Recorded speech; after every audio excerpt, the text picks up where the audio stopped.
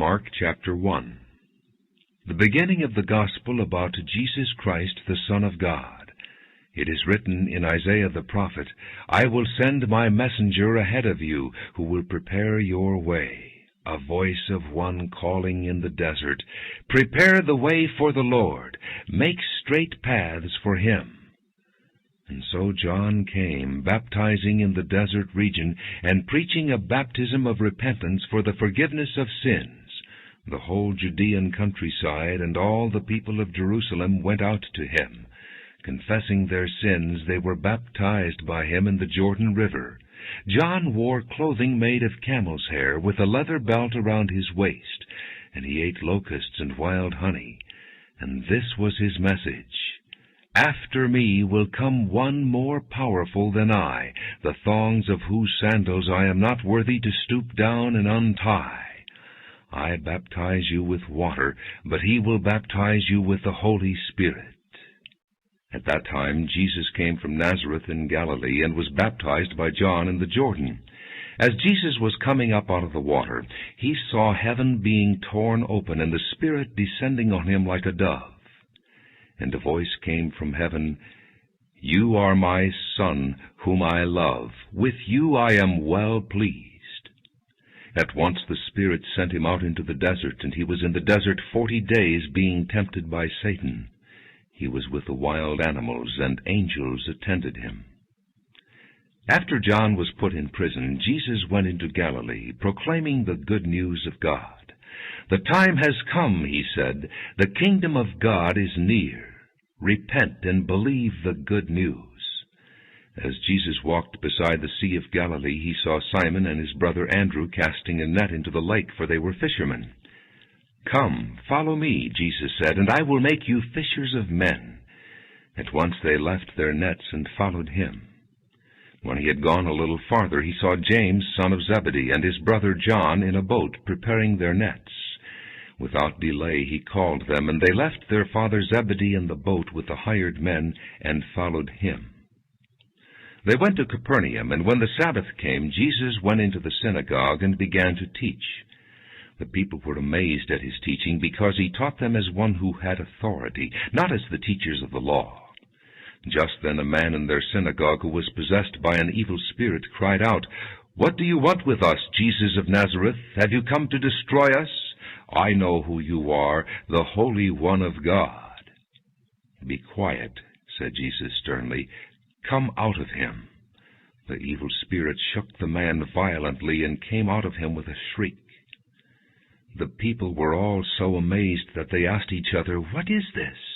A new teaching, and with authority. He even gives orders to evil spirits, and they obey him. News about him spread quickly over the whole region of Galilee. As soon as they left the synagogue, they went with James and John to the home of Simon and Andrew. Simon's mother-in-law was in bed with a fever, and they told Jesus about her.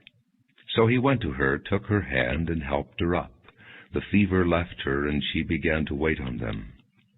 That evening after sunset, the people brought to Jesus all the sick and demon-possessed. The whole town gathered at the door, and Jesus healed many who had various diseases. He also drove out many demons, but he would not let the demons speak, because they knew who he was. Very early in the morning, while it was still dark, Jesus got up, left the house, and went off to a solitary place where he prayed. Simon and his companions went to look for him, and when they found him, they exclaimed, Everyone is looking for you. And Jesus replied, Let us go somewhere else, to the nearby villages, so I can preach there also. That is why I have come. So he traveled throughout Galilee, preaching in their synagogues and driving out demons. A man with leprosy came to him and begged him on his knees, If you are willing, you can make me clean. And filled with compassion, Jesus reached out his hand and touched the man. I am willing, he said. Be clean. Immediately the leprosy left him, and he was cured. Jesus sent him away at once with a strong warning. See that you don't tell this to anyone. But go, show yourself to the priest, and offer the sacrifices that Moses commanded for your cleansing as a testimony to them. Instead, he went out and began to talk freely, spreading the news. As a result, Jesus could no longer enter a town openly, but stayed outside in lonely places. Yet the people still came to him from everywhere. Mark chapter 2. A few days later, when Jesus again entered Capernaum, the people heard that he had come home. So many gathered that there was no room left, not even outside the door, and he preached the word to them. Some men came, bringing to him a paralytic, carried by 4 of them. Since they could not get him to Jesus because of the crowd, they made an opening in the roof above Jesus, and after digging through it, lowered the mat the paralyzed man was lying on. When Jesus saw their faith, he said to the paralytic, "Son, your sins are forgiven." Now some teachers of the law were sitting there, thinking to themselves, "Why does this fellow talk like that? He's blaspheming. Who can forgive sins but God alone?" Immediately Jesus knew in his spirit that this was what they were thinking in their hearts, and he said to them, "Why are you thinking these things? Which is easier, to say to the paralytic, 'Your sins are forgiven,' or to say, 'Get up, take your mat and walk'? But that you may know that the Son of Man has authority on earth to forgive sins," he said to the paralytic, "I tell you, get up, take your mat and go home." He got up, took his mat, and walked out in full view of them all. This amazed everyone, and they praised God, saying, "We have never seen anything like this." Once again Jesus went out beside the lake. A large crowd came to him, and he began to teach them. As he walked along, he saw Levi, son of Alphaeus, sitting at the tax collector's booth. "Follow me," Jesus told him, and Levi got up and followed him. While Jesus was having dinner at Levi's house, many tax collectors and sinners were eating with him and his disciples, for there were many who followed him. When the teachers of the law, who were Pharisees, saw him eating with the sinners and tax collectors, they asked his disciples, "Why does he eat with tax collectors and sinners?"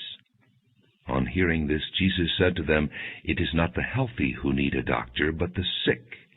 I have not come to call the righteous, but sinners." Now John's disciples and the Pharisees were fasting. Some people came and asked Jesus, "How is it that John's disciples and the disciples of the Pharisees are fasting, but yours are not?" And Jesus answered, "How can the guests of the bridegroom fast while he is with them? They cannot, so long as they have him with them. But the time will come when the bridegroom will be taken from them, and on that day they will fast. No one sews a patch of unshrunk cloth on an old garment. If he does, the new piece will pull away from the old, making the tear worse. And no one pours new wine into old wineskins. If he does, the wine will burst the skins, and both the wine and the wineskins will be ruined. No, he pours new wine into new wineskins."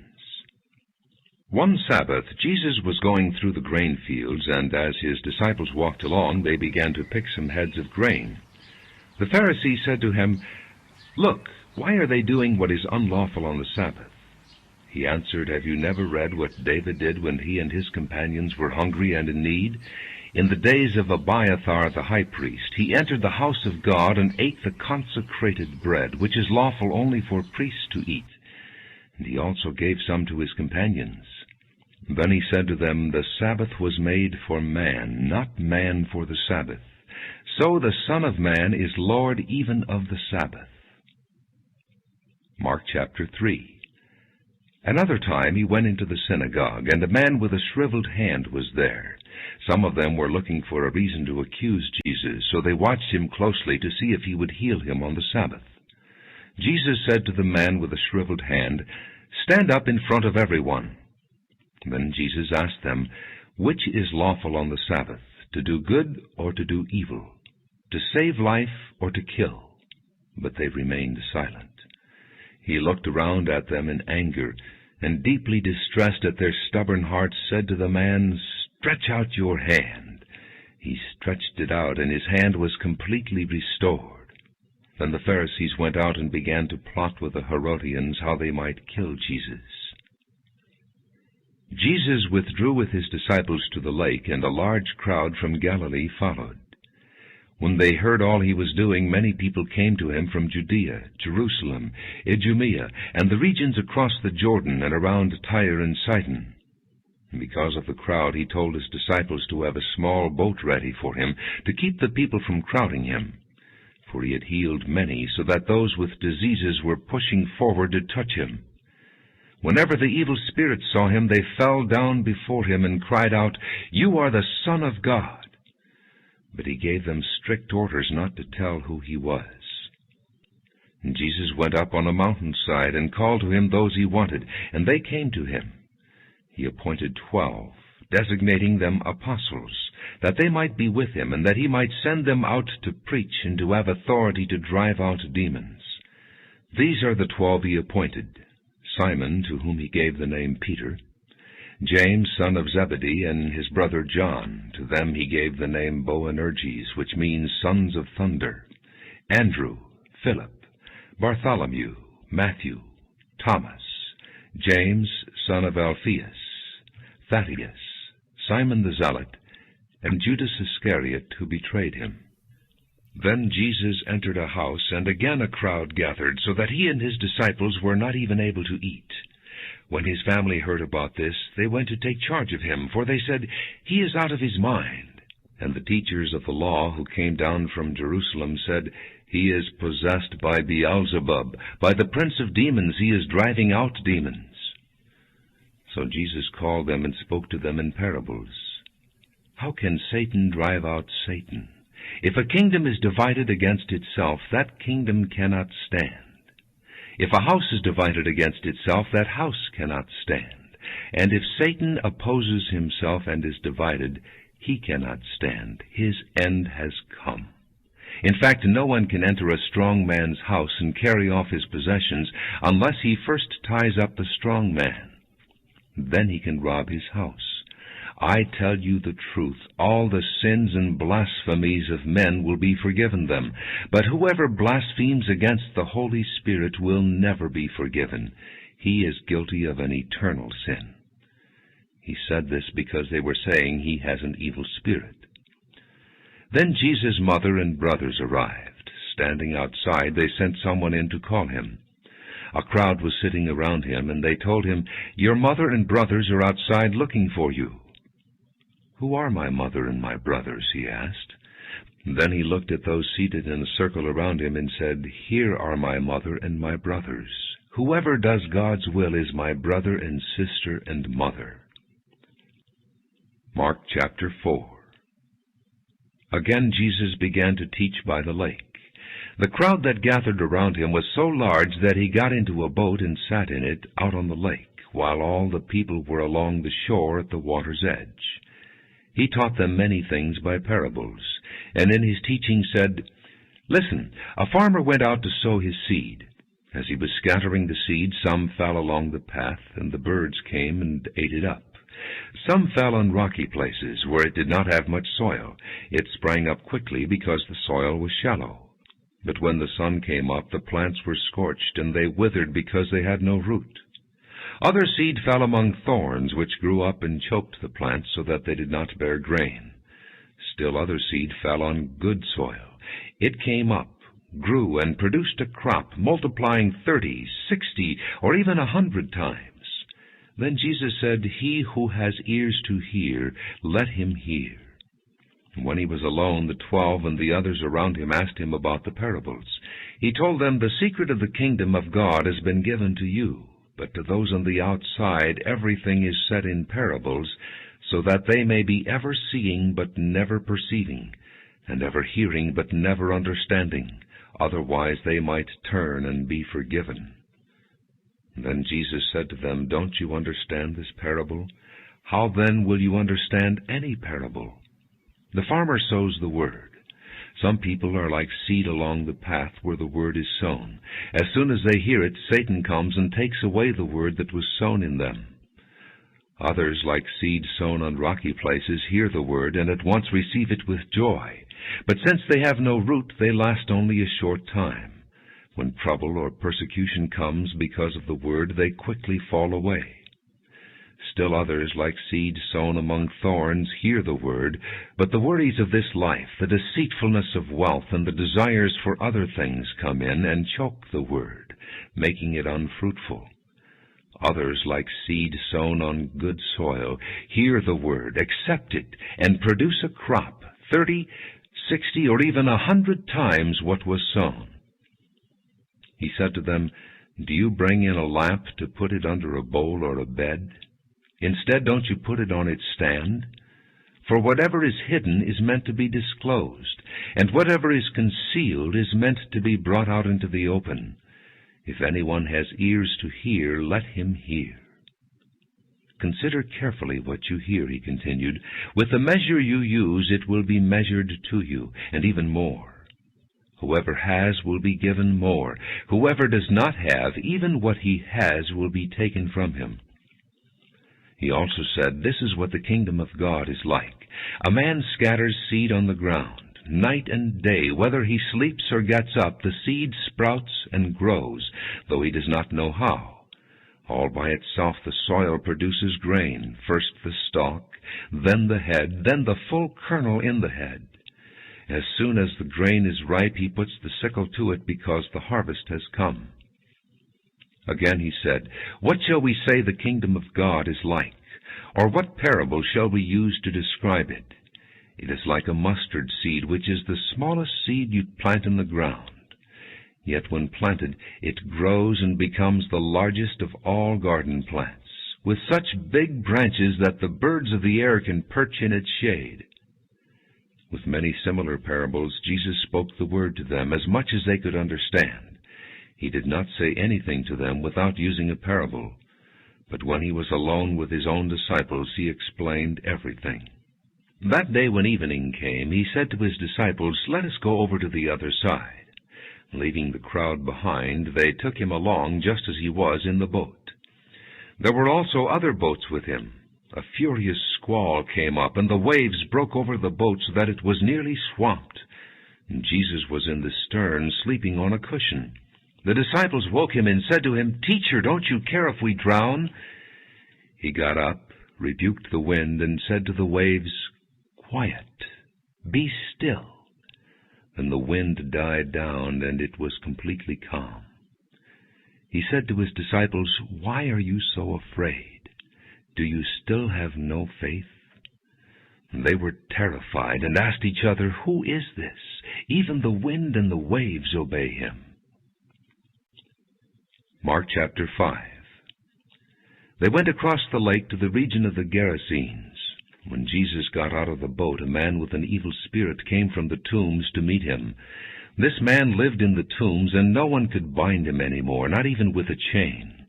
For he had often been chained hand and foot, but he tore the chains apart and broke the irons on his feet. No one was strong enough to subdue him. Night and day among the tombs and in the hills he would cry out and cut himself with stones. When he saw Jesus from a distance, he ran and fell on his knees in front of him. He shouted at the top of his voice, "What do you want with me, Jesus, Son of the Most High God? Swear to God that you won't torture me." For Jesus had said to him, "Come out of this man, you evil spirit." Then Jesus asked him, "What is your name?" "My name is Legion," he replied, "for we are many." And he begged Jesus again and again not to send them out of the area.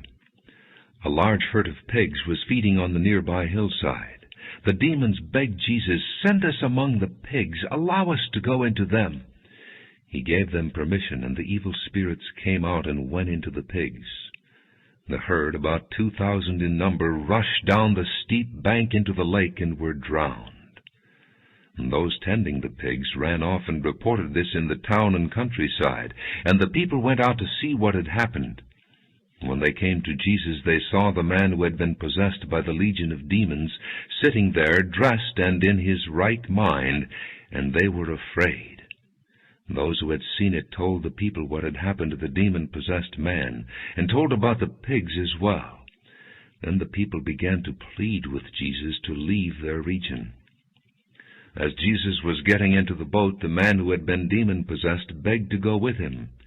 Jesus did not let him, but said, Go home to your family and tell them how much the Lord has done for you and how he has had mercy on you." So the man went away and began to tell in the Decapolis how much Jesus had done for him, and all the people were amazed. When Jesus had again crossed over by boat to the other side of the lake, a large crowd gathered around him while he was by the lake. Then one of the synagogue rulers named Jairus came there. Seeing Jesus, he fell at his feet and pleaded earnestly with him, "My little daughter is dying. Please come and put your hands on her so that she will be healed and live." So Jesus went with him. A large crowd followed and pressed around him, and a woman was there who had been subject to bleeding for 12 years. She had suffered a great deal under the care of many doctors and had spent all she had. Yet instead of getting better, she grew worse. When she heard about Jesus, she came up behind him in the crowd and touched his cloak, because she thought, "If I just touch his clothes, I will be healed." Immediately her bleeding stopped, and she felt in her body that she was freed from her suffering. At once Jesus realized that power had gone out from him. He turned around in the crowd and asked, "Who touched my clothes?" "You see the people crowding against you," his disciples answered, "and yet you can ask, 'Who touched me?'" But Jesus kept looking around to see who had done it. Then the woman, knowing what had happened to her, came and fell at his feet, and trembling with fear told him the whole truth. He said to her, "Daughter, your faith has healed you. Go in peace and be freed from your suffering." While Jesus was still speaking, some men came from the house of Jairus, the synagogue ruler. "Your daughter is dead," they said. "Why bother the teacher any more?" Ignoring what they said, Jesus told the synagogue ruler, "Don't be afraid, just believe." He did not let anyone follow him except Peter, James, and John, the brother of James. When they came to the home of the synagogue ruler, Jesus saw a commotion with people crying and wailing loudly. He went in and said to them, "Why all this commotion and wailing? The child is not dead, but asleep." But they laughed at him. After he put them all out, he took the child's father and mother and the disciples who were with him, and went in where the child was. He took her by the hand and said to her, "Talitha cum," which means, "Little girl, I say to you, get up." Immediately the girl stood up and walked around. She was 12 years old. At this they were completely astonished. He gave strict orders not to let anyone know about this, and told them to give her something to eat. Mark chapter 6. Jesus left there and went to his hometown, accompanied by his disciples. When the Sabbath came, he began to teach in the synagogue, and many who heard him were amazed. "Where did this man get these things?" they asked. "What's this wisdom that has been given him, that he even does miracles? Isn't this the carpenter? Isn't this Mary's son and the brother of James, Joseph, Judas, and Simon? Aren't his sisters here with us?" And they took offense at him. Jesus said to them, "Only in his hometown, among his relatives, and in his own house is a prophet without honor." He could not do any miracles there, except lay his hands on a few sick people and heal them. And he was amazed at their lack of faith. Then Jesus went around teaching from village to village. Calling the 12 to him, he sent them out 2 by 2, and gave them authority over evil spirits. These were his instructions. "Take nothing for the journey except a staff, no bread, no bag, no money in your belts. Wear sandals, but not an extra tunic. Whenever you enter a house, stay there until you leave that town. And if any place will not welcome you or listen to you, shake the dust off your feet when you leave as a testimony against them." They went out and preached that people should repent. They drove out many demons and anointed many sick people with oil and healed them. King Herod heard about this, for Jesus' name had become well known. Some were saying, "John the Baptist has been raised from the dead, and that is why miraculous powers are at work in him." Others said, "He is Elijah." And still others claimed, "He is a prophet, like one of the prophets of long ago." But when Herod heard this, he said, "John, the man I beheaded, has been raised from the dead." For Herod himself had given orders to have John arrested, and he had him bound and put in prison. He did this because of Herodias, his brother Philip's wife, whom he had married. For John had been saying to Herod, "It is not lawful for you to have your brother's wife." So Herodias nursed a grudge against John and wanted to kill him. But she was not able to, because Herod feared John and protected him, knowing him to be a righteous and holy man.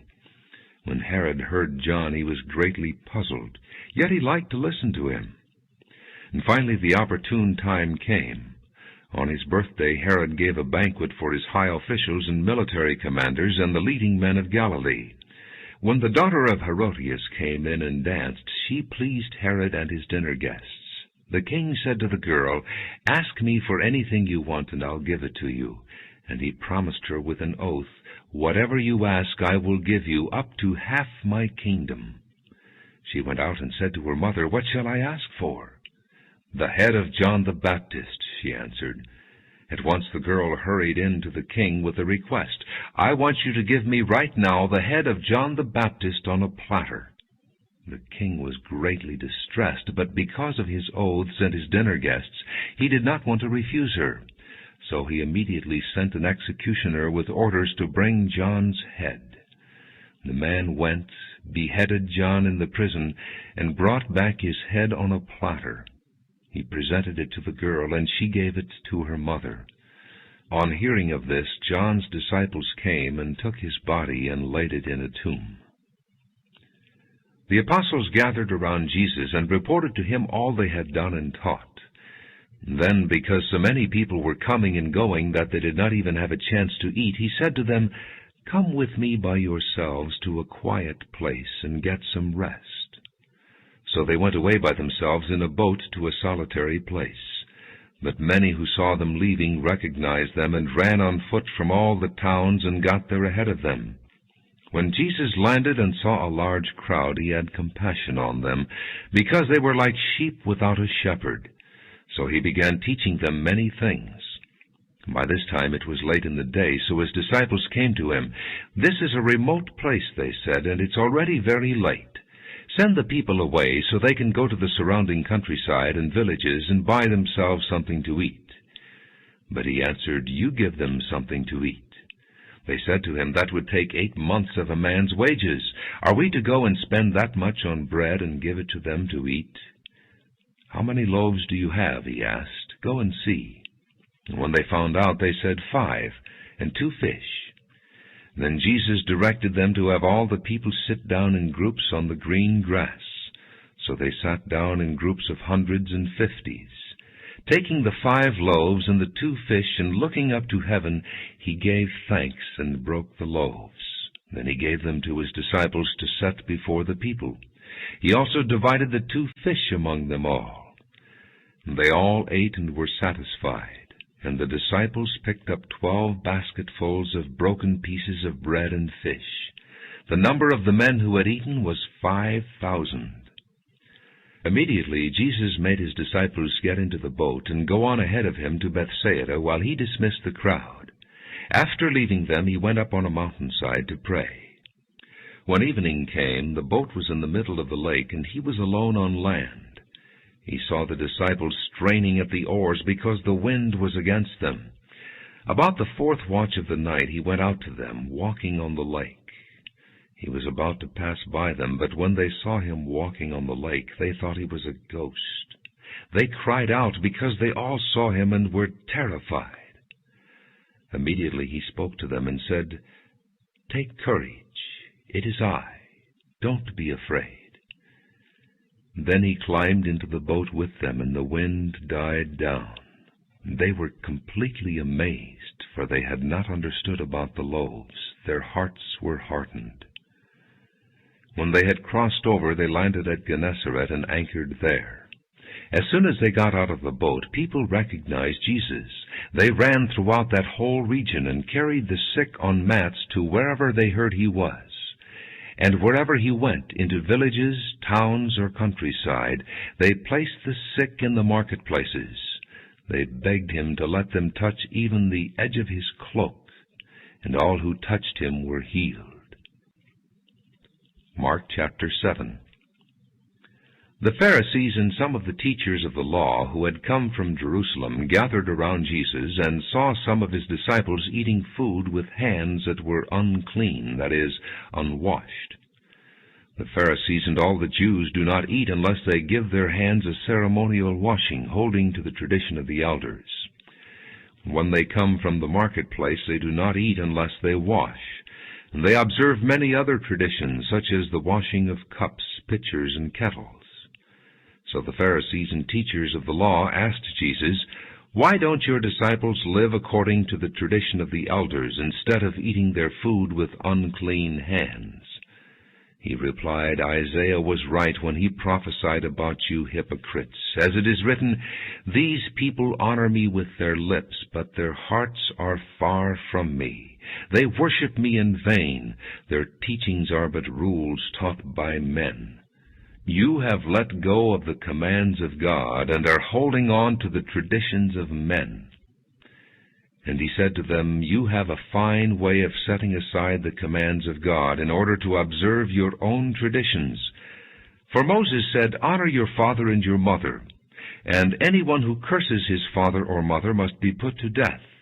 But you say that if a man says to his father or mother, 'Whatever help you might otherwise have received from me is korban,' that is, a gift devoted to God, then you no longer let him do anything for his father or mother. Thus you nullify the word of God by your tradition that you have handed down, and you do many things like that." Again Jesus called the crowd to him and said, "Listen to me, everyone, and understand this. Nothing outside a man can make him unclean by going into him. Rather, it is what comes out of a man that makes him unclean." After he had left the crowd and entered the house, his disciples asked him about this parable. "Are you so dull?" he asked. "Don't you see that nothing that enters a man from the outside can make him unclean? For it doesn't go into his heart, but into his stomach, and then out of his body." In saying this, Jesus declared all foods clean. He went on, "What comes out of a man is what makes him unclean. For from within, out of men's hearts, come evil thoughts, sexual immorality, theft, murder, adultery, greed, malice, deceit, lewdness, envy, slander, arrogance, and folly. All these evils come from inside and make a man unclean." Jesus left that place and went to the vicinity of Tyre. He entered a house and did not want anyone to know it, yet he could not keep his presence secret. In fact, as soon as she heard about him, a woman whose little daughter was possessed by an evil spirit came and fell at his feet. The woman was a Greek, born in Syrian Phoenicia. She begged Jesus to drive the demon out of her daughter. "First let the children eat all they want," he told her, "for it is not right to take the children's bread and toss it to their dogs." "Yes, Lord," she replied, "but even the dogs under the table eat the children's crumbs." Then he told her, "For such a reply you may go. The demon has left your daughter." She went home and found her child lying on the bed, and the demon gone. Then Jesus left the vicinity of Tyre and went through Sidon down to the Sea of Galilee and into the region of the Decapolis. There some people brought to him a man who was deaf and could hardly talk, and they begged him to place his hand on the man. After he took him aside, away from the crowd, Jesus put his fingers into the man's ears. Then he spit and touched the man's tongue. He looked up to heaven and with a deep sigh said to him, "Ephphatha," which means, "be opened." At this the man's ears were opened, his tongue was loosened, and he began to speak plainly. Jesus commanded them not to tell anyone, but the more he did so, the more they kept talking about it. People were overwhelmed with amazement. "He has done everything well," they said. "He even makes the deaf hear and the mute speak." Mark chapter 8. During those days another large crowd gathered. Since they had nothing to eat, Jesus called his disciples to him and said, "I have compassion for these people. They have already been with me 3 days and have nothing to eat. If I send them home hungry, they will collapse on the way, because some of them have come a long distance." His disciples answered, "But where in this remote place can anyone get enough bread to feed them?" "How many loaves do you have?" Jesus asked. "7," they replied. He told the crowd to sit down on the ground. When he had taken the 7 loaves and given thanks, he broke them and gave them to his disciples to set before the people, and they did so. They had a few small fish as well. He gave thanks for them also, and told the disciples to distribute them. The people ate and were satisfied. Afterward the disciples picked up 7 basketfuls of broken pieces that were left over.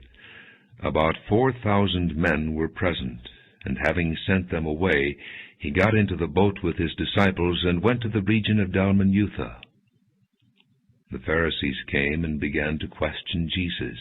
To test him, they asked him for a sign from heaven. He sighed deeply and said, "Why does this generation ask for a miraculous sign? I tell you the truth, no sign will be given to it." Then he left them, got back into the boat, and crossed to the other side. The disciples had forgotten to bring bread, except for 1 loaf they had with them in the boat. "Be careful," Jesus warned them. "Watch out for the yeast of the Pharisees and that of Herod." They discussed this with one another and said, "It is because we have no bread."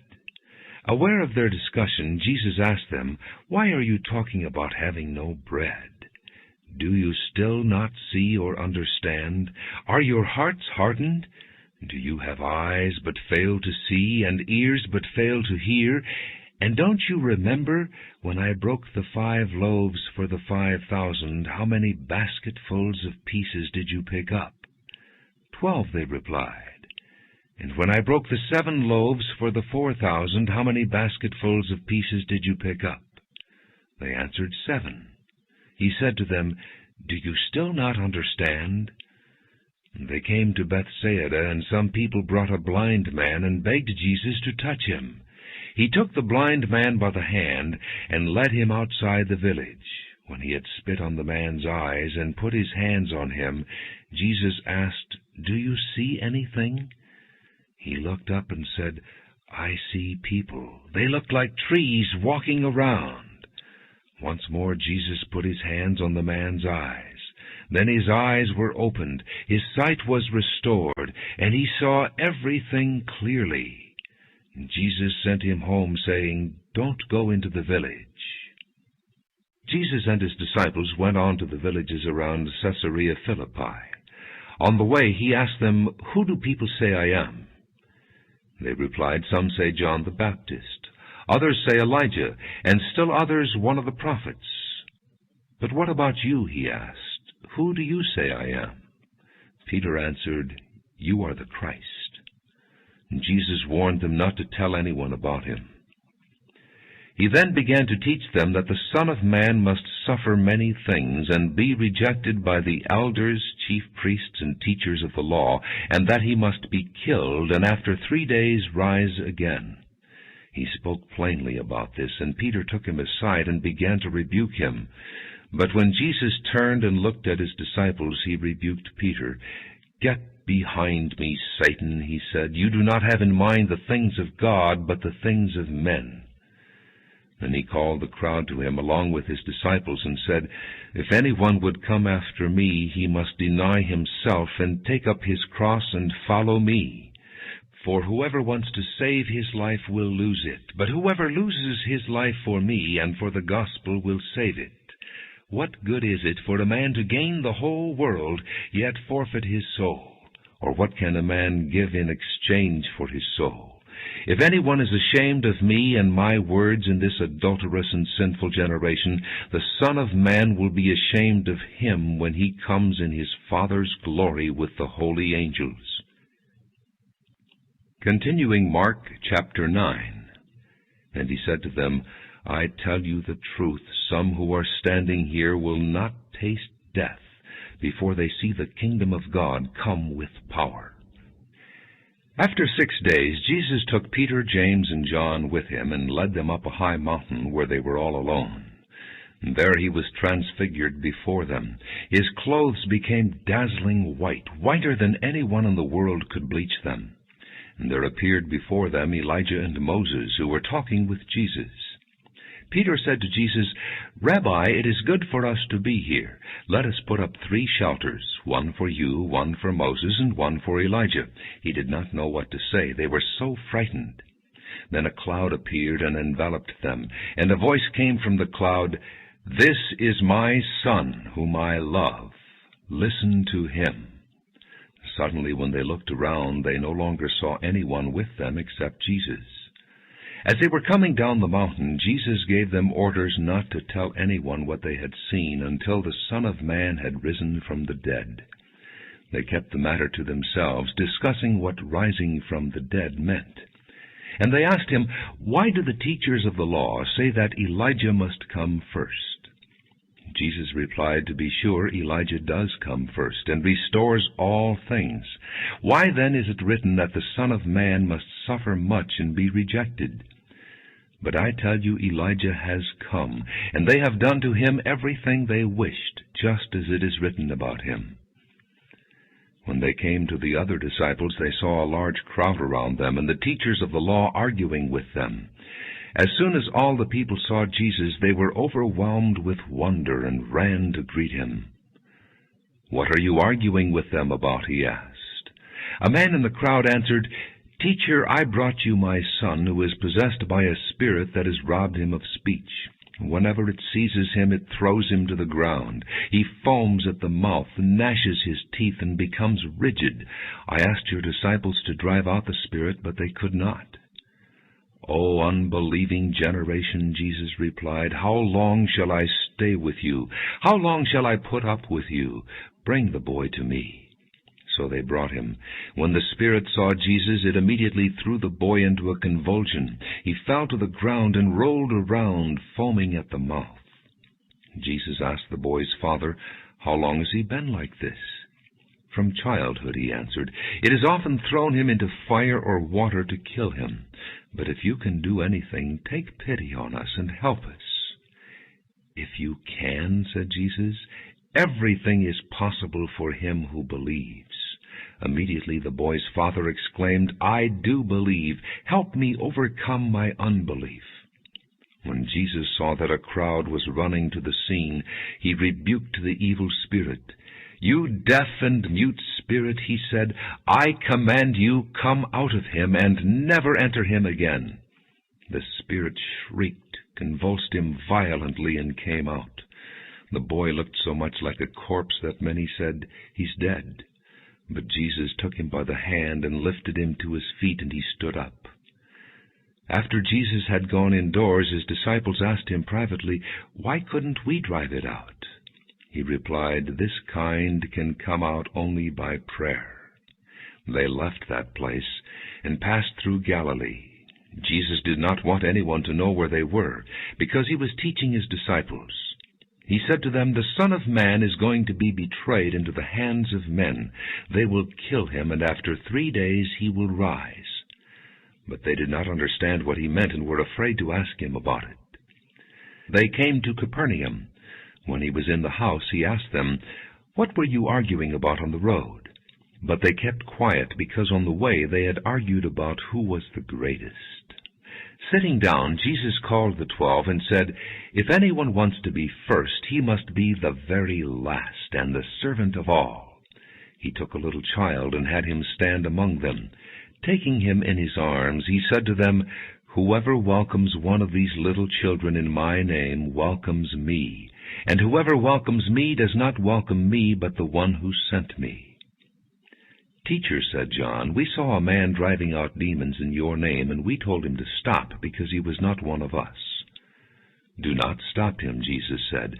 "No one who does a miracle in my name can in the next moment say anything bad about me. For whoever is not against us is for us.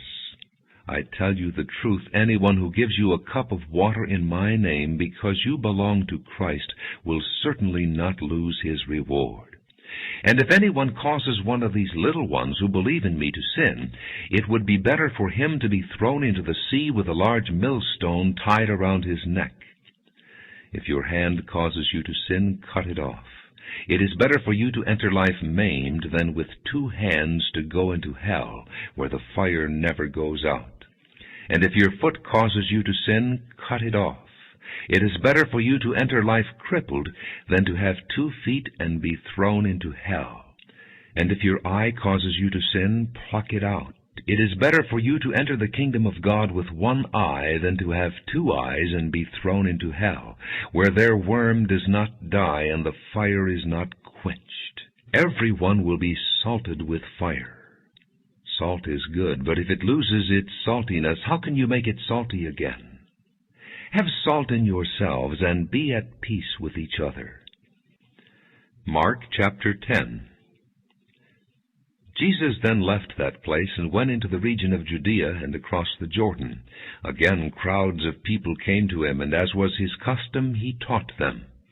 Some Pharisees came and tested him by asking, "Is it lawful for a man to divorce his wife?" "What did Moses command you?" he replied. They said, "Moses permitted a man to write a certificate of divorce and send her away." "It was because your hearts were hard that Moses wrote you this law," Jesus replied. "But at the beginning of creation God made them male and female. For this reason a man will leave his father and mother and be united to his wife, and the 2 will become 1 flesh. So they are no longer 2, but 1. Therefore what God has joined together, let man not separate." When they were in the house again, the disciples asked Jesus about this. He answered, "Anyone who divorces his wife and marries another woman commits adultery against her. And if she divorces her husband and marries another man, she commits adultery." People were bringing little children to Jesus to have him touch them, but the disciples rebuked them. When Jesus saw this, he was indignant. He said to them, "Let the little children come to me, and do not hinder them, for the kingdom of God belongs to such as these. I tell you the truth, anyone who will not receive the kingdom of God like a little child will never enter it." And he took the children in his arms, put his hands on them, and blessed them. As Jesus started on his way, a man ran up to him and fell on his knees before him. "Good teacher," he asked, "what must I do to inherit eternal life?" "Why do you call me good?" Jesus answered. "No one is good except God alone. You know the commandments: do not murder, do not commit adultery, do not steal, do not give false testimony, do not defraud, honor your father and mother." "Teacher," he declared, "all these I have kept since I was a boy." And Jesus looked at him and loved him. "One thing you lack," he said. "Go, sell everything you have and give to the poor, and you will have treasure in heaven. Then come, follow me." At this the man's face fell. He went away sad because he had great wealth. Jesus looked around and said to his disciples, "How hard it is for the rich to enter the kingdom of God." The disciples were amazed at his words. But Jesus said again, "Children, how hard it is to enter the kingdom of God. It is easier for a camel to go through the eye of a needle than for a rich man to enter the kingdom of God." The disciples were even more amazed and said to each other, "Who then can be saved?" Jesus looked at them and said, "With man this is impossible, but not with God. All things are possible with God." Peter said to him, "We have left everything to follow you." "I tell you the truth," Jesus replied. "No one who has left home or brothers or sisters or mother or father or children or fields for me and the gospel will fail to receive 100 times as much in this present age, homes, brothers, sisters, mothers, children, and fields, and with them persecutions, and in the age to come eternal life. But many who are first will be last, and the last first." They were on their way up to Jerusalem with Jesus leading the way, and the disciples were astonished, while those who followed were afraid. Again he took the 12 aside and told them what was going to happen to him. "We are going up to Jerusalem," he said, "and the Son of Man will be betrayed to the chief priests and teachers of the law. They will condemn him to death and will hand him over to the Gentiles, who will mock him and spit on him, flog him and kill him. 3 days later he will rise." Then James and John, the sons of Zebedee, came to him. "Teacher," they said, "we want you to do for us whatever we ask." "What do you want me to do for you?" he asked. They replied, "Let one of us sit at your right and the other at your left in your glory." "You don't know what you are asking," Jesus said. "Can you drink the cup I drink, or be baptized with the baptism I am baptized with?" "We can," they answered. Jesus said to them, "You will drink the cup I drink, and be baptized with the baptism I am baptized with, but to sit at my right or left is not for me to grant. These places belong to those for whom they have been prepared." When the 10 heard about this, they became indignant with James and John. Jesus called them together and said, "You know that those who are regarded as rulers of the Gentiles lord it over them, and their high officials exercise authority over them. Not so with you. Instead, whoever wants to become great among you must be your servant, and whoever wants to be first must be slave of all. For even the Son of Man did not come to be served, but to serve, and to give his life as a ransom for many." Then they came to Jericho. As Jesus and his disciples, together with a large crowd, were leaving the city, a blind man, Bartimaeus, that is, the son of Timaeus, was sitting by the roadside begging. When he heard that it was Jesus of Nazareth, he began to shout, "Jesus, Son of David, have mercy on me." Many rebuked him and told him to be quiet, but he shouted all the more, "Son of David, have mercy on me." And Jesus stopped and said, "Call him." So they called to the blind man, "Cheer up, on your feet, he's calling you." Throwing his cloak aside, he jumped to his feet and came to Jesus. "What do you want me to do for you?" Jesus asked him. The blind man said, "Rabbi, I want to see." "Go," said Jesus, "your faith has healed you." Immediately he received his sight and followed Jesus along the road. Mark chapter 11. As they approached Jerusalem and came to Bethphage and Bethany at the Mount of Olives, Jesus sent 2 of his disciples, saying to them, "Go to the village ahead of you, and just as you enter it you will find a colt tied there, which no one has ever ridden.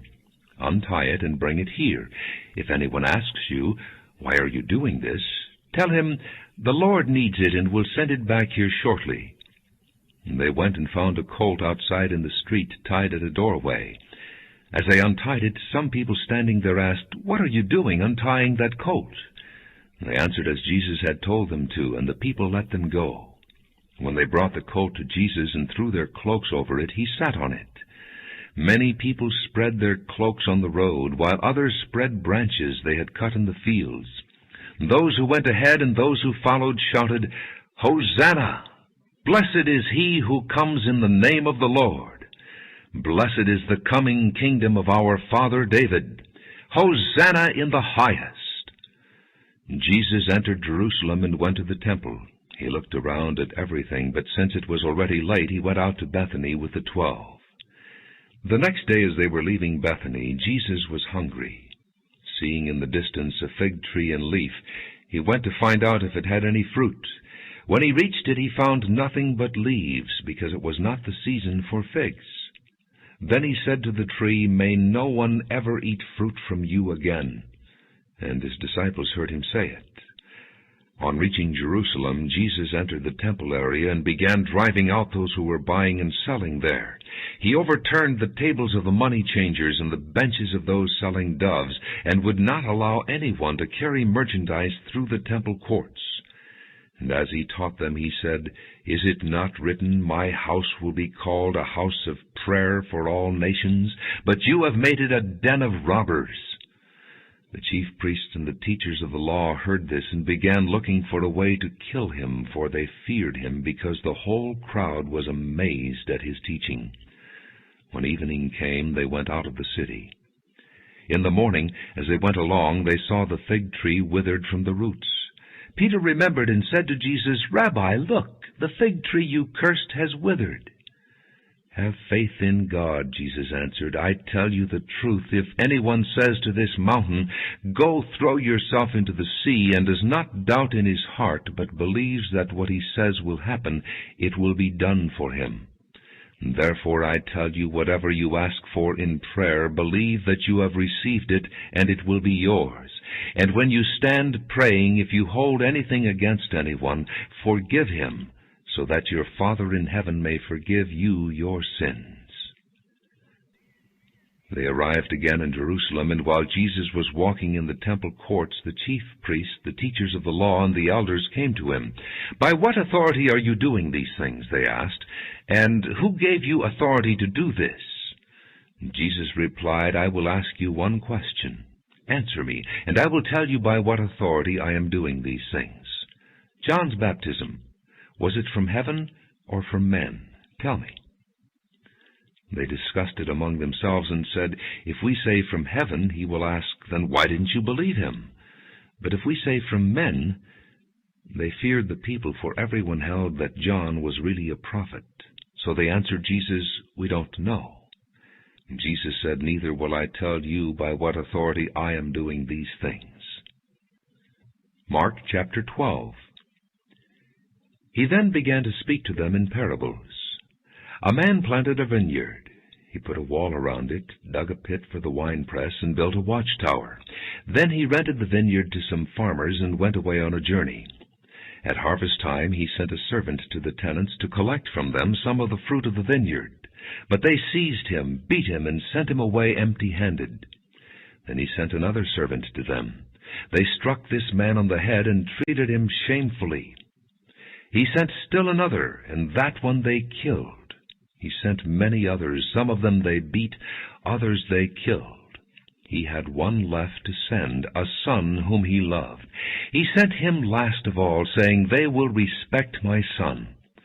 But the tenants said to one another, 'This is the heir. Come, let's kill him, and the inheritance will be ours.' So they took him and killed him and threw him out of the vineyard. What then will the owner of the vineyard do? He will come and kill those tenants and give the vineyard to others. Haven't you read this scripture? 'The stone the builders rejected has become the capstone. The Lord has done this, and it is marvelous in our eyes.' Then they looked for a way to arrest him, because they knew he had spoken the parable against them. But they were afraid of the crowd, so they left him and went away. Later they sent some of the Pharisees and Herodians to Jesus to catch him in his words. They came to him and said, "Teacher, we know you are a man of integrity. You aren't swayed by men, because you pay no attention to who they are, but you teach the way of God in accordance with the truth. Is it right to pay taxes to Caesar or not? Should we pay or shouldn't we?"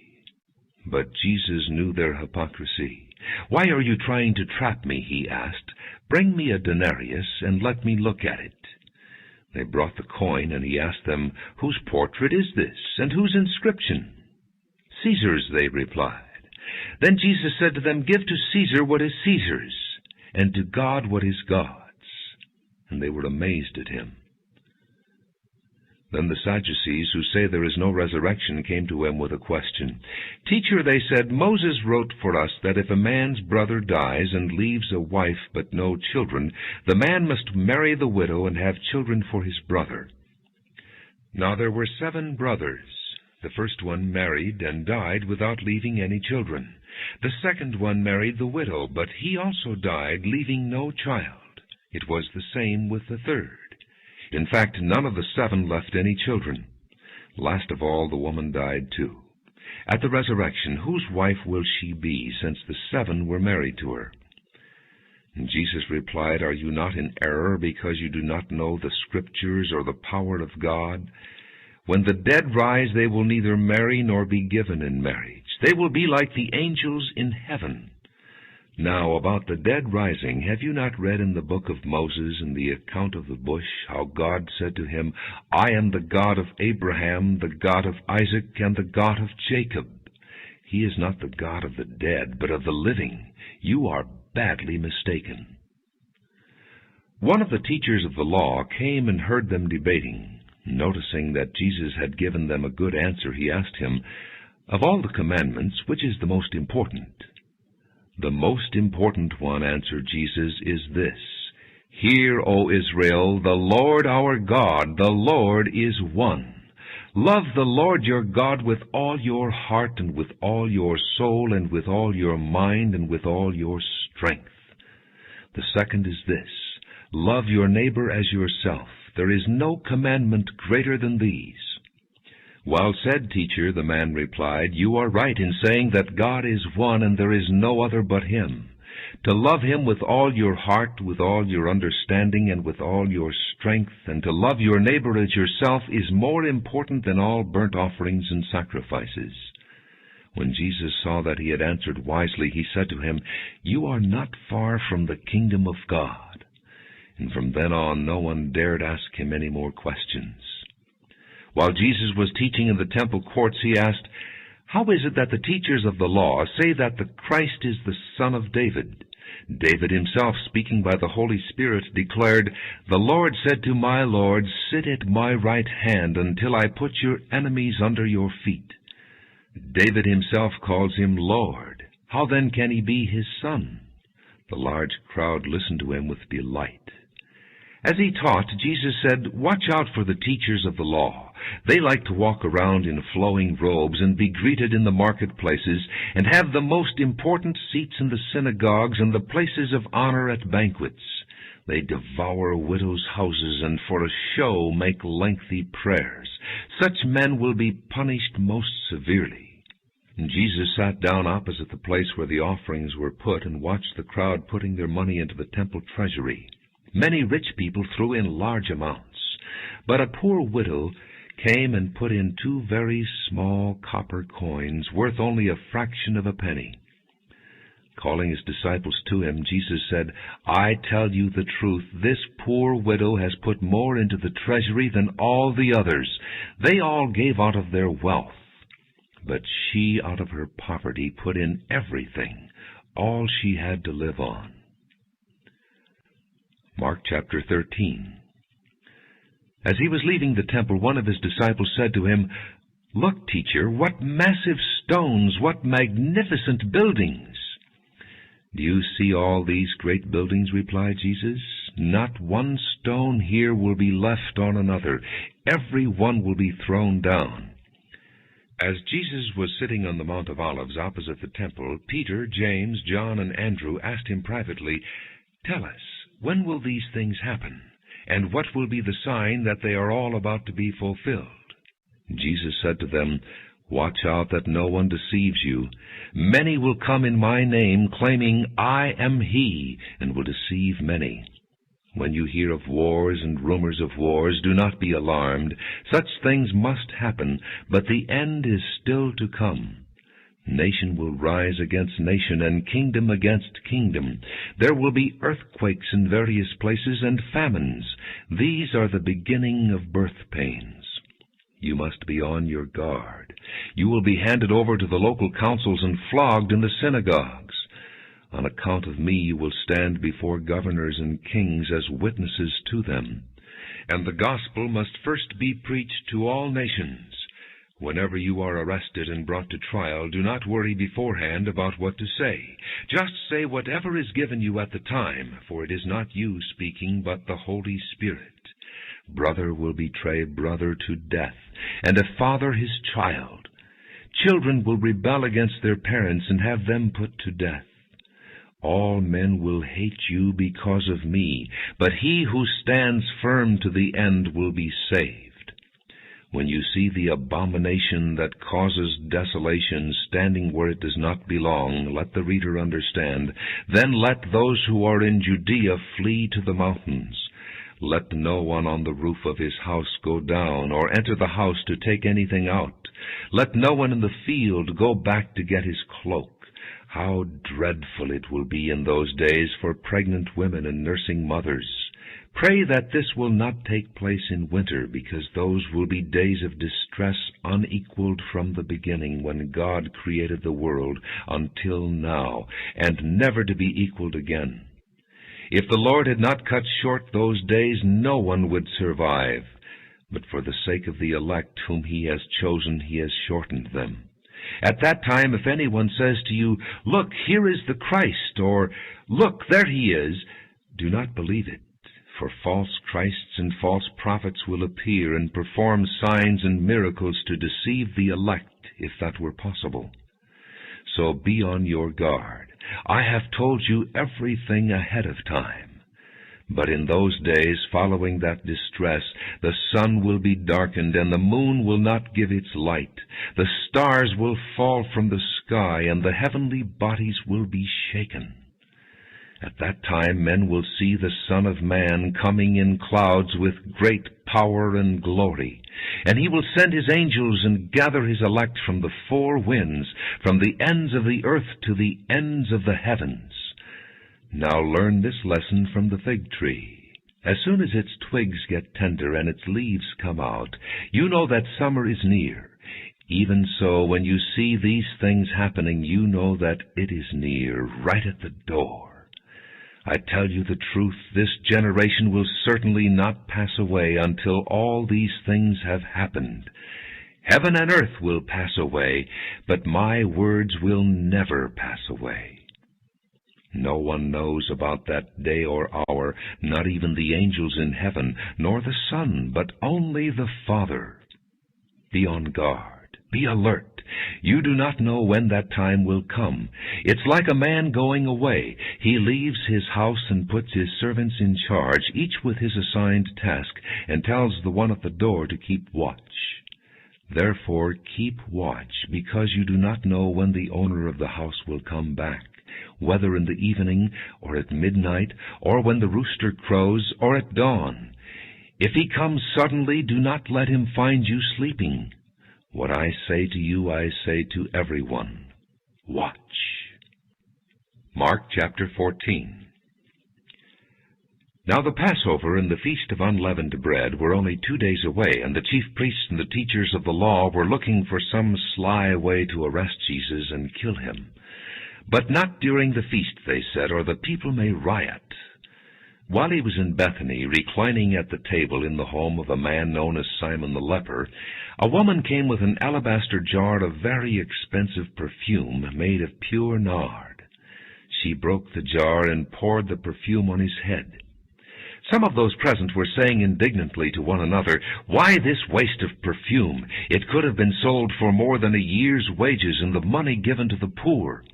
And they rebuked her harshly. "Leave her alone," said Jesus. "Why are you bothering her? She has done a beautiful thing to me.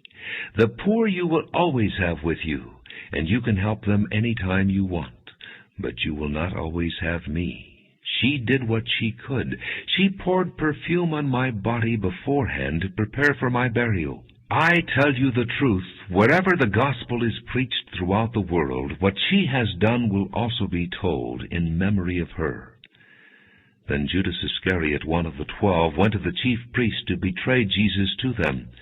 They were delighted to hear this and promised to give him money, so he watched for an opportunity to hand him over.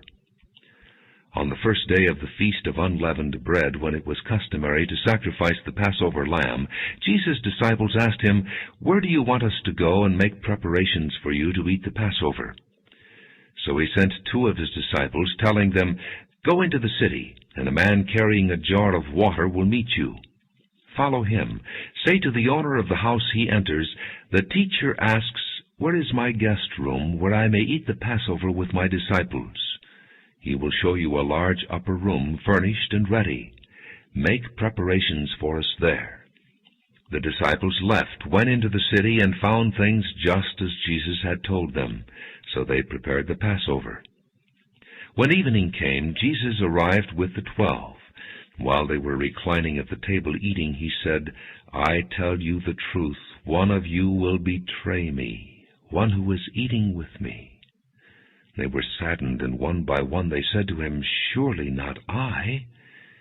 "It is one of the 12, he replied, "one who dips bread into the bowl with me. The Son of Man will go just as it is written about him, but woe to that man who betrays the Son of Man. It would be better for him if he had not been born."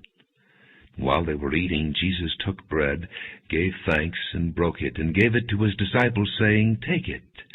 This is my body." Then he took the cup, gave thanks, and offered it to them, and they all drank from it. "This is my blood of the covenant, which is poured out for many," he said to them. "I tell you the truth, I will not drink again of the fruit of the vine until that day when I drink it anew in the kingdom of God." When they had sung a hymn, they went out to the Mount of Olives. "You will all fall away," Jesus told them, "for it is written, 'I will strike the shepherd, and the sheep will be scattered.' But after I have risen, I will go ahead of you into Galilee." Peter declared, "Even if all fall away, I will not." "I tell you the truth," Jesus answered. "Today, yes, tonight, before the rooster crows twice, you yourself will disown me 3 times. But Peter insisted emphatically, "Even if I have to die with you, I will never disown you." And all the others said the same. They went to a place called Gethsemane, and Jesus said to his disciples, "Sit here while I pray." He took Peter, James, and John along with him, and he began to be deeply distressed and troubled. "My soul is overwhelmed with sorrow to the point of death," he said to them. "Stay here and keep watch." Going a little farther, he fell to the ground and prayed that if possible the hour might pass from him. "Abba, Father," he said, "everything is possible for you. Take this cup from me, yet not what I will, but what you will." Then he returned to his disciples and found them sleeping. "Simon," he said to Peter, "are you asleep? Could you not keep watch for 1 hour? Watch and pray so that you will not fall into temptation. The spirit is willing, but the body is weak." Once more he went away and prayed the same thing. When he came back, he again found them sleeping, because their eyes were heavy. They did not know what to say to him. Returning the 3rd time, he said to them, "Are you still sleeping and resting? Enough! The hour has come. Look, the Son of Man is betrayed into the hands of sinners. Rise, let us go. Here comes my betrayer." And just as he was speaking, Judas, one of the 12, appeared. With him was a crowd armed with swords and clubs, sent from the chief priests, the teachers of the law, and the elders. Now the betrayer had arranged a signal with them. "The one I kiss is the man. Arrest him and lead him away under guard." And going at once to Jesus, Judas said, "Rabbi," and kissed him. The men seized Jesus and arrested him. Then one of those standing near drew his sword and struck the servant of the high priest, cutting off his ear. "Am I leading a rebellion," said Jesus, "that you have come out with swords and clubs to capture me? Every day I was with you, teaching in the temple courts, and you did not arrest me. But the Scriptures must be fulfilled." Then every one deserted him and fled. A young man wearing nothing but a linen garment was following Jesus. When they seized him, he fled naked, leaving his garment behind. They took Jesus to the high priest, and all the chief priests, elders, and teachers of the law came together. Peter followed him at a distance, right into the courtyard of the high priest. And there he sat with the guards and warmed himself at the fire. The chief priests and the whole Sanhedrin were looking for evidence against Jesus so that they could put him to death, but they did not find any. Many testified falsely against him, but their statements did not agree. Then some stood up and gave this false testimony against him. "We heard him say, 'I will destroy this man-made temple, and in 3 days will build another not made by man.' Yet even then their testimony did not agree. Then the high priest stood up before them and asked Jesus, 'Are you not going to answer? What is this testimony that these men are bringing against you?' But Jesus remained silent and gave no answer. Again the high priest asked him, 'Are you the Christ, the Son of the Blessed One?' 'I am,' said Jesus, 'and you will see the Son of Man sitting at the right hand of the Mighty One and coming on the clouds of heaven.' The high priest tore his clothes. "Why do we need any more witnesses?" he asked. "You have heard the blasphemy. What do you think?" They all condemned him as worthy of death. And then some began to spit at him. They blindfolded him, struck him with their fists, and said, "Prophesy!" And the guards took him and beat him. And while Peter was below in the courtyard, one of the servant girls of the high priest came by. When she saw Peter warming himself, she looked closely at him. "You also were with that Nazarene Jesus," she said. But he denied it. "I don't know or understand what you're talking about," he said, and went out into the entryway. When the servant girls saw him there, she said again to those standing around, "This fellow is one of them." Again he denied it. After a little while, those standing near said to Peter, "Surely you are one of them, for you are a Galilean." He began to call down curses on himself, and he swore to them, "I don't know this man you're talking about." Immediately the rooster crowed the second time. Then Peter remembered the word Jesus had spoken to him, "Before the rooster crows twice, you will disown me 3 times." And he broke down and wept. Mark chapter 15. Very early in the morning, the chief priests with the elders, the teachers of the law, and the whole Sanhedrin reached a decision. They bound Jesus, led him away, and handed him over to Pilate. "Are you the king of the Jews?" asked Pilate. "Yes, it is as you say," Jesus replied. The chief priests accused him of many things. So again Pilate asked him, "Aren't you going to answer? See how many things they are accusing you of." But Jesus still made no reply, and Pilate was amazed.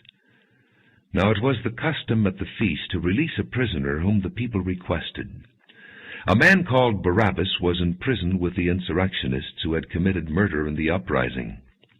The crowd came up and asked Pilate to do for them what he usually did.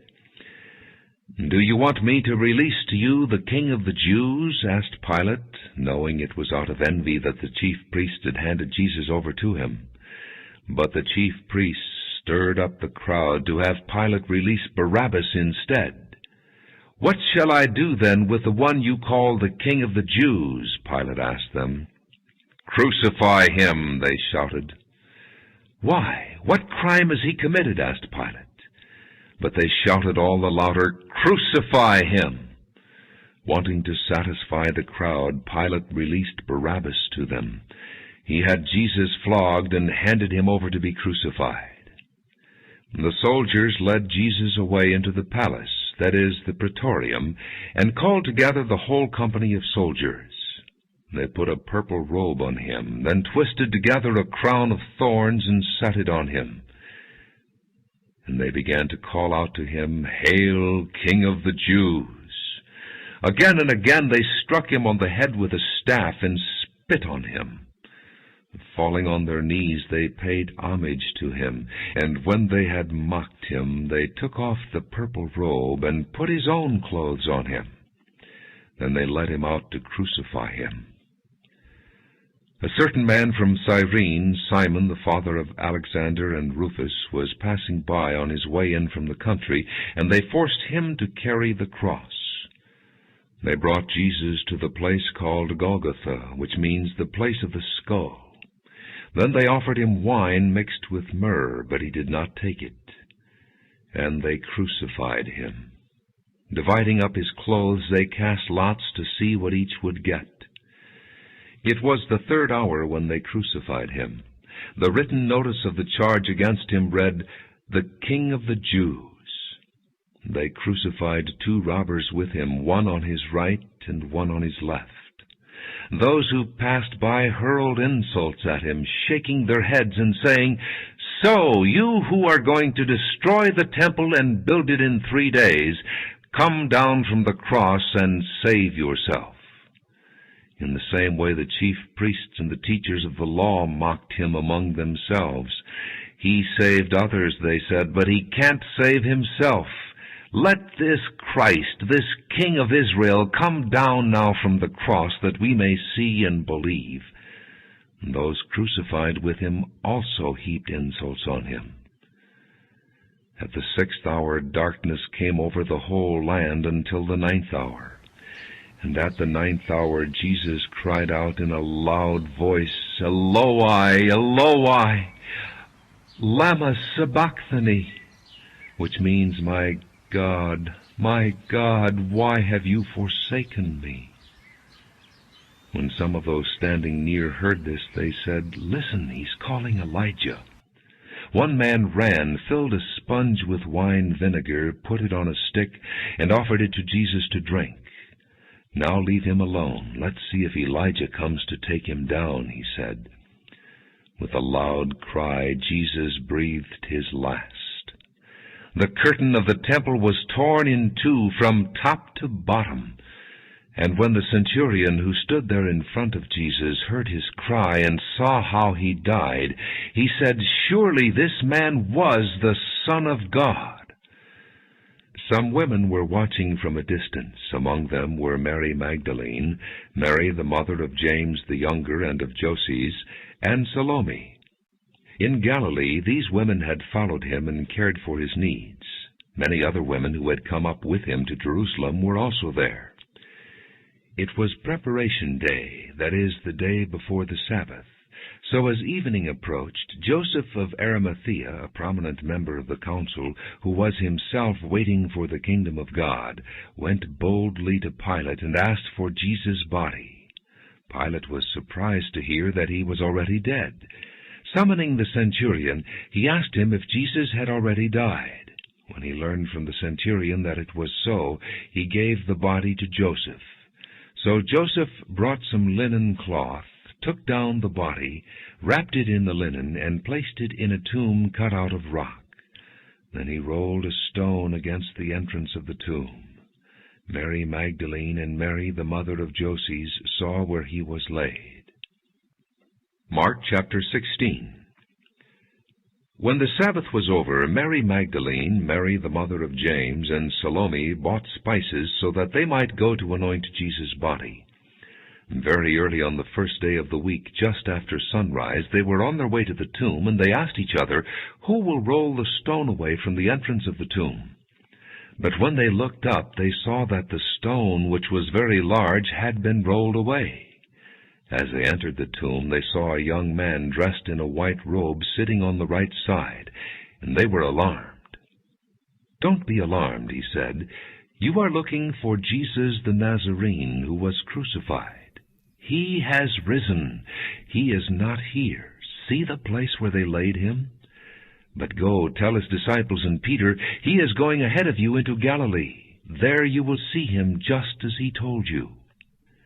Trembling and bewildered, the women went out and fled from the tomb. They said nothing to anyone, because they were afraid. When Jesus rose early on the first day of the week, he appeared first to Mary Magdalene, out of whom he had driven 7 demons. She went and told those who had been with him, and who were mourning and weeping. When they heard that Jesus was alive and that she had seen him, they did not believe it. Afterward, Jesus appeared in a different form to 2 of them while they were walking in the country. And these returned and reported it to the rest, but they did not believe them either. Later, Jesus appeared to the 11 as they were eating.